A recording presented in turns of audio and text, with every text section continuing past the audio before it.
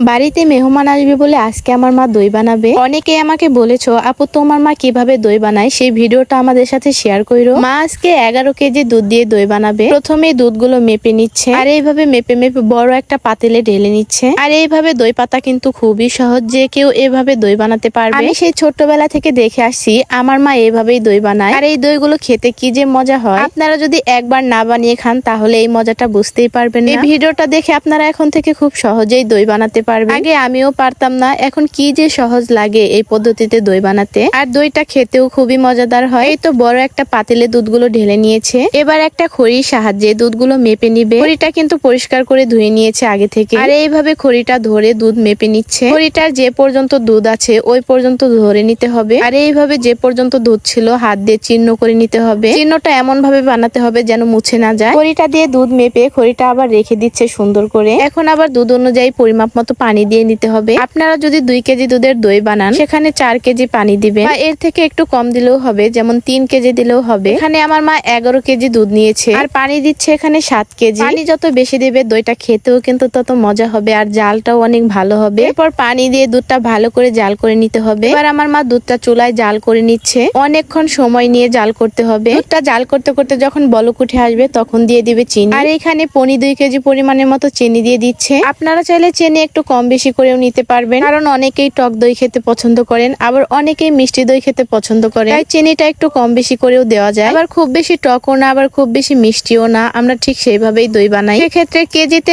আধা পরিমাণ চিনি দিলেই হবে। দুধটা জাল করতে করতে দেখেন লাল হয়ে গিয়েছে। এইভাবে জাল করে পানিটা পুরোপুরি শুকিয়ে নিতে হবে। পানিটা পুরোপুরি শুকিয়েছে কিনা এভাবে খড়ি দিয়ে মাপ করে নিতে হবে। খড়িটা প্রথম অবস্থায় মাপ করে যতটুকু দাগ দিয়ে রেখেছিল, এখন আবার মাপ দিয়ে দেখছে সেই পরিমাণ দুধটা শুকিয়েছে কিনা। একদম মাপ মতো শুকিয়েছে। এই যে পর্যন্ত দাগ দিয়ে রেখেছিল ঠিক সেই পর্যন্তই দুধটা শুকিয়ে গিয়েছে। যতটুকু দুধ ছিল ঠিক ততটুকু পরিমাণেই দুধ আছে এখন। শুধুমাত্র বাড়তি যতটুকু পানি দিয়েছিল পানিটুকুই শুকিয়ে নিয়েছে। দুধ কিন্তু সেই আগের পরিমাপেই আছে। 11 কেজি দুধ আছে এখানে। দুধ একটুও পরিমাণ ঘাটেনি, কিন্তু দুধটা অনেক ঘন হয়ে গিয়েছে আর লাল হয়ে গিয়েছে। এবার চুলাই থেকে দুধটা নামিয়ে নিবে। আমার আব্বা এবং মা মিলে দুজনে দুধটা নামিয়ে নিচ্ছে। অনেকটুকু দুধ ছিল তাই জাল করতে করতে সন্দেহ হয়ে গিয়েছে। এইভাবে দই পাতার একটা সুবিধা আছে, এটা হচ্ছে আপনি যতটুকু পরিমাণ দুধ নিবেন ঠিক ততটুকু পরিমাণ দুধ দিয়ে আপনি দই বানাতে পারবেন। এবার এই গরম দুধ ফ্যানের নিচে এনে জুড়িয়ে নিচ্ছে। এইখানে দই পাতার জন্য মাটির 2টা পাতিল নিয়েছে। আমরা কিন্তু এগুলোকে দইয়ের বাইদা বলি। এই মাটির পাতিলগুলো এখন টেবিলে সুন্দর করে বসিয়ে নিচ্ছে। এবার দুধটা জুড়িয়ে আসলে দিয়ে দিবে এখানে দইয়ের বেছন। দুধ কিন্তু খুব বেশি পরিমাণ জোড়ানো যাবে না, হালকা কুসুম গরম পরিমাণ মতো দুধ জুড়িয়ে নিতে হবে। হাত দিয়ে দেখতে হবে হাতে সহ্য হয় কিনা। যখন দেখবেন হাত দিয়ে সহ্য হচ্ছে, খুব বেশি গরম না, তখন আপনি দইয়ের বেছনটা ভালোভাবে মিশিয়ে নিবেন। দইয়ের বেছনটা বাটিতে এভাবে ঢেলে নিল। এরপর এখানে একটু দুধ নিয়ে চামচ দিয়ে ভালোভাবে নেড়ে চেড়ে মিশিয়ে নিচ্ছে। আর এইটা যত ভালোভাবে মেশাবেন দইটা কিন্তু ততটাই ভালো হবে। এইভাবে মিশিয়ে নেওয়ার পর পুরোপুরি দুধের উপরে এই বেছনটা ঢেলে দিবে। আর একটু পরিমাণ দুধ নিয়ে পাতলা করে মিশিয়ে এরপর ঢেলে দিচ্ছে পাতিলে। আমার মা দই বানাচ্ছিল আর আমার আব্বা এখানে একটু সাহায্য করছিল। এবার নেড়ে চেড়ে পুরো দুধটা ভালোভাবে মিশিয়ে নিচ্ছে। এখন দইটা ভালো করে পেতে নিবে। একটা জগ দিয়ে পাতিলগুলোতে দুধ ঢেলে নিবে। আর দই পাতার জন্য মাটির এভাবে নতুন পাতিল হলে বেশি ভালো হয়। দইটা অনেক সুন্দরভাবে জমে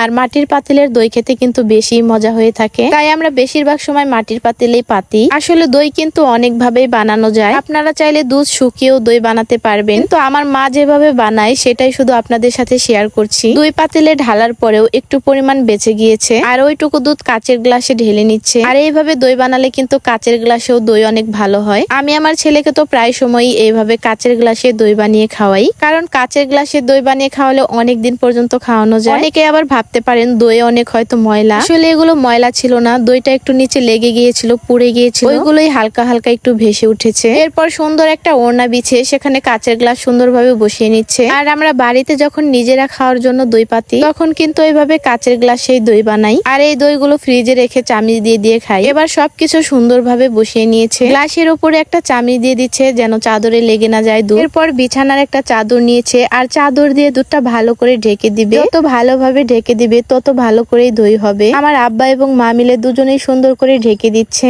চারপাশ দিয়ে অনেক সুন্দর করে ঢেকে দিচ্ছে যেন ভিতরে কোনো হাওয়া ঢুকতে না পারে। চাদর দেওয়ার পরেও উপরে একটা কাঁথা দিয়ে দিচ্ছে, কারণ চারপাশ দিয়ে কোনো হাওয়া ঢুকতে যেন না পারে, ভিতরে যেন অনেক গরম থাকে, তাহলে কিন্তু দইটা অনেক ভালো হবে। এবার আমার মা পরের দিন সকালবেলায় চাদর কাঁথাগুলো খুলে দেখছে দইগুলো ভালো হয়েছে কিনা। একদম সবার আগেই ঘুম থেকে উঠেই সকালবেলা দেখছে দইগুলো ঠিকঠাক মতো হয়েছে কিনা। দইগুলো আসলেই অনেক পারফেক্ট হয়েছে, এত সুন্দর হয়েছে মাশাআল্লাহ, আর অনেক সুন্দর জমেছে। এভাবে হাত দিয়ে ঝাঁকিয়ে ঝাঁকিয়ে দেখছিলাম, আমিও একটু নাড়াচাড়া করে দেখলাম ভালোভাবে জমেছে কিনা। তারপর দেখি সুন্দরভাবে জমেছে, গ্লাসের গুলো তো আরো অনেক সুন্দরভাবে জমেছে। এবার আমি একটু খেয়ে দেখবো। আমার তো আমার মায়ের হাতের দই খেতে অনেক ভালো লাগে, মা সবসময়ই পারফেক্ট দই বানায়। দইটা যেমন সুন্দরও হয়েছে আর খেতেও কিন্তু মজা হয়েছে, আর দইয়ের কালারটাও কিন্তু লাল বর্ণের হয়েছে। অনেকেই আছেন যে দই অনেক মেডিসিন দেয়, আবার ফুড কালার দেয়, কালার দিয়ে কালার বানিয়ে ফেলে, কিন্তু এই দইটাতে কোনো মেডিসিন নেই, কালার ফুড নেই, কিচ্ছু নেই, একদম বাড়িতে পাতা খাঁটি দই। দইটা খুবই মজা হয়েছে,